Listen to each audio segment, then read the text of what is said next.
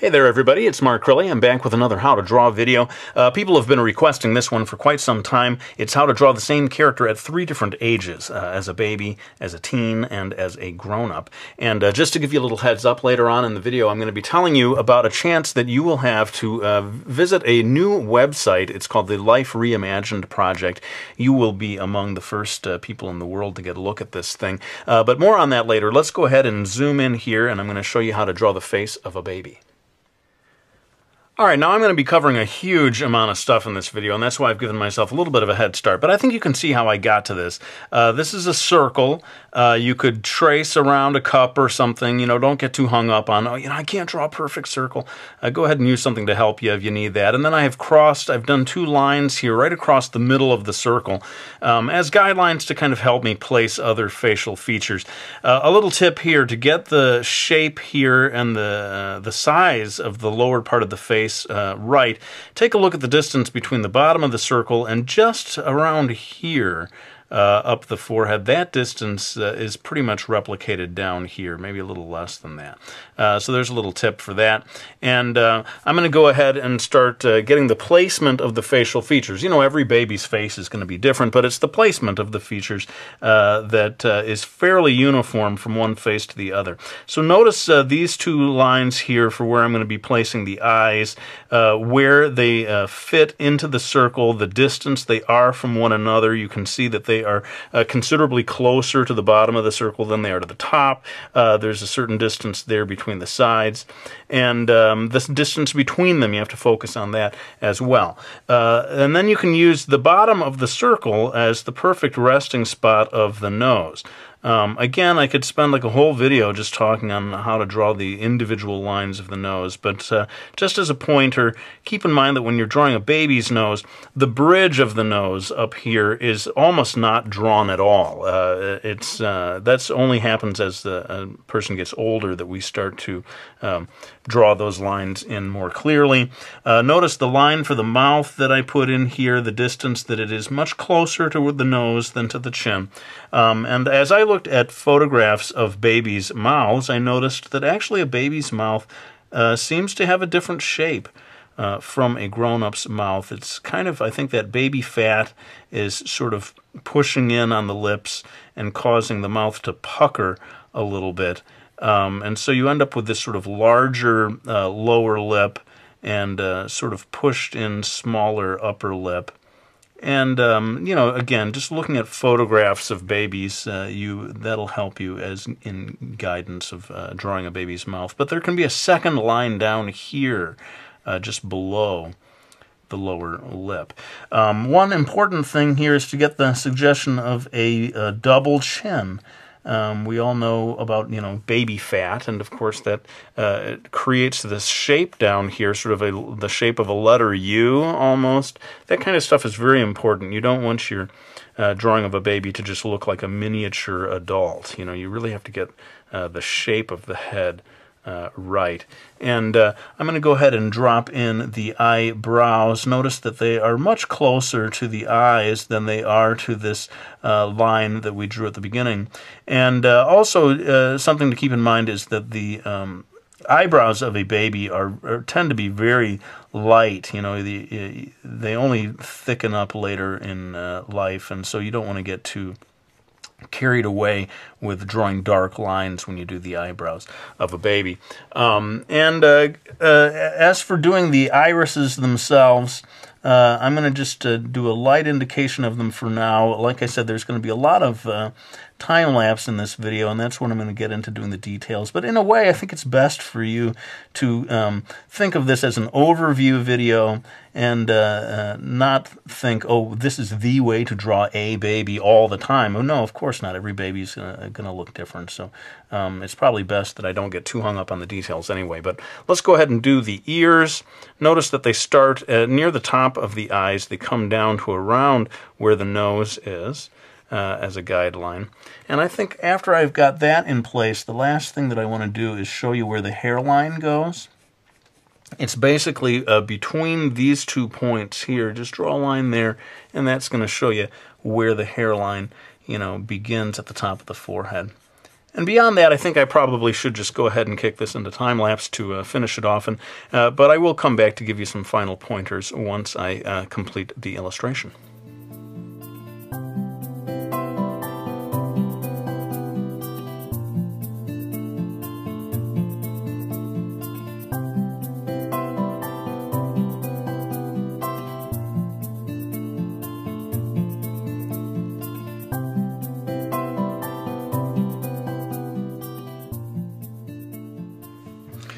Alright, so just going to add a few little final touches here. I wanted to say a word about the shading. Notice how I put quite a lot of shading right in here around the forehead area and down where normally the bridge of the nose would go. I think that's something fairly unique to babies, that this roundness to the forehead, and as I said, the bridge of the nose is almost non-existent, or very minimal.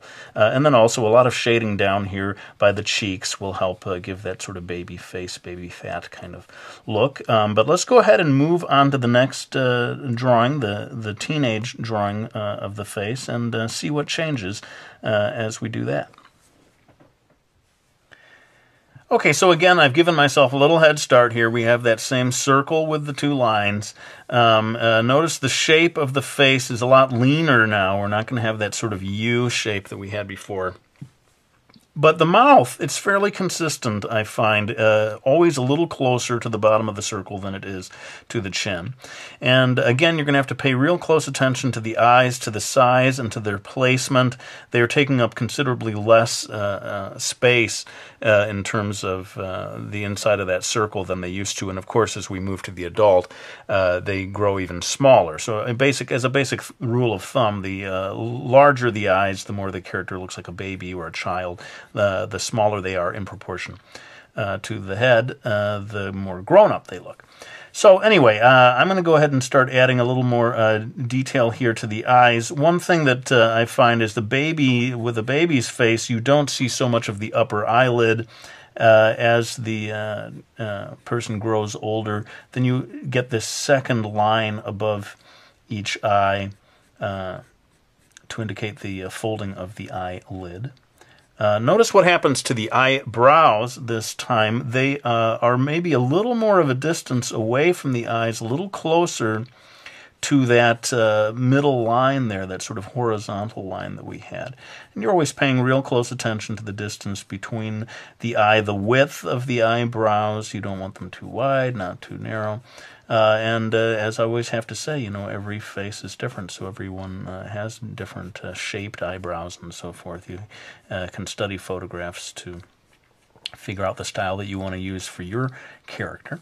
Notice again the nose will neatly fall at the bottom of this circle, but this time we can start to give it a little more definition, especially in the area of the bridge of the nose, which as I said before, for the baby, you really don't see the bridge of the nose at all. For the teen character, or this might even end up looking a little more like a preteen character, you start to get a little bit of shading in here for revealing the bridge of the nose, but you don't go crazy with that. You can hold off on the really defining the nose for when you draw this character as an adult. I talked quite a bit about the baby's lips and the shape. I noticed from a baby to a teenager, the shape of the lips changes quite a bit. It gets a little more relaxed looking. It doesn't have that scrunched up look. And I really wish I could go into a sort of a line-by-line for everything here, but if you want to, just shout out in the comments section the things that you would like me to go into more detail on in a future video. Like I could do one just on the mouth alone, all this different stuff we could sort of break into its individual components. But just a quick word about the nose. Again, even as the person gets older, you are trying to draw the nose with as few lines as possible. I think if you start delineating every single last line of the nose, the more lines you put in there, the uglier it looks, I find. And the art of it seems to me, is sort of suggesting the nose without drawing each and every line or trying to define it too much. Notice we had the baby fat issue last time. This time we definitely do not want to have that for making this look like a teenager. The chin, it becomes part of the exact same line of the rest of the jaw. And so that's one thing. And interestingly, when we go to the grown-up version, we may see that sort of reverse a little bit. So, but I'm going to go ahead and do the ears, the indication of the ears on the side here. Pretty consistent from one face to the other. Starts at the top of the eyes, comes down to around the nose. And the hairline as well, fairly consistent between these two spots, maybe a touch closer to the center horizontal line this time for putting in the hair. And I'm doing my best to make this look like it's the same character. So you're going to see as I go into time-lapse here that I try to make the hairstyle. Does anyone's hair stay exactly the same from from when they're a baby to when they're a grown-up? I don't know.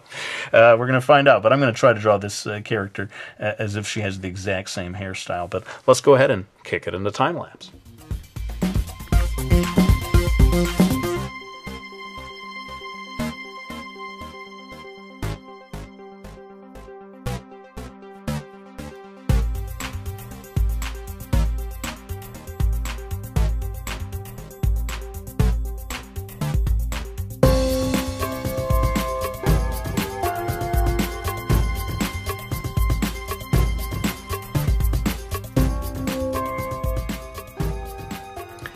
Alright, so there you have it. Blew through a lot of stuff there. Sorry about that, but I do want to try to cover all three different faces in this video, and that's why so much of it is going to have to be done in time-lapse. But just quickly to say, you'll notice that, as I said before, the nose is getting more delineated here. You have a little bit of a suggestion of the bridge of the nose.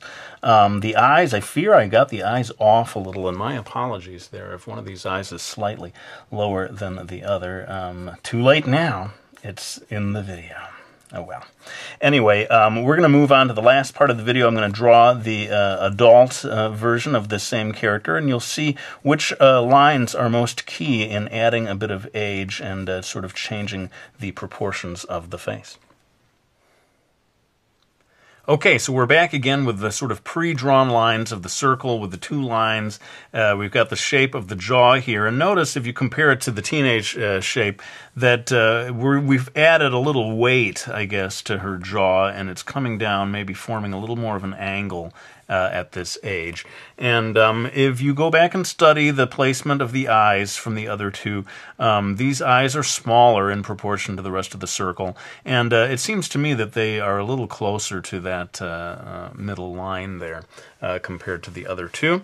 And let's go ahead and start adding some definition to things here. I'll start with the eyes. As I said, they seem to be sort of, and this may be just artists' shorthand, the eyes are a little more like half closed. I think that maybe sort of conveys this feeling of age. You know, some of the stuff, it's like I'm trying to do this realistically. At the same time, I'm kind of doing like artists' traditional techniques of making someone look older versus maybe strictly realistic differences between the two. I mean, in reality, the difference between a teenage face and, say, early middle age, those differences can be quite subtle. And the artist's job, I think, is maybe to exaggerate things a little bit to make it extra clear. So let's go ahead and do the eyebrows. This time the eyebrows are very close, I'm finding, to that horizontal line compared to what we had before. I think what happens is that the forehead, you know, as you saw as a baby, the forehead is a very large part of the face, and as your character gets older, the forehead increasingly becomes proportionally smaller, and that's sort of like a signal to the viewer that you are drawing an older character. I'm going to go ahead and drop in the irises. Of course, scientifically, they tell you that the eye, the actual eyeball, is the one part of the face that does not change at all, right? And that's why babies have seemingly large eyes. I mean, the head is physically smaller, but the actual iris if I'm not mistaken, is precisely the same size over the span of your life. Let's go ahead and draw the nose here. We're going to get considerably more definition. I find that that's one of the key things in conveying age, and based on reality, as you get older, your nose gets more defined, more and more, and so the artist, of course, your job is to go ahead and get those lines in there, not be so shy about sort of suggesting the nose, but go ahead and draw it in there. Of course, I'm being a little bit cautious because you want to make sure you get all these lines in just the right place, get the width of the bridge of the nose, and I can kind of finalize this stuff later. This lesson here may be a little different from the other two in that some of the key lines that reveal the age don't really come in until the end of the process, so I may have to sort of zoom through things and then come back to show you what are, for me, the two most key lines for making this woman look middle-aged rather than just, say, in her 20s. But I think you can see a certain angularity coming into the face as we make this character look older, or try to. And so let's go ahead and do that. I'm going to drop in the ears. That remains pretty consistent from one age to the other, the location of the ears. And let's do one final thing, get in that line of the hair coming in, again, right around between these two lines here. And then, yeah, let me zoom through most of this in time-lapse, but I'm really not done with this in terms of showing the age of this character. I'm going to come back at the end to show you a couple of key lines that will really finish it off in terms of showing how old she is.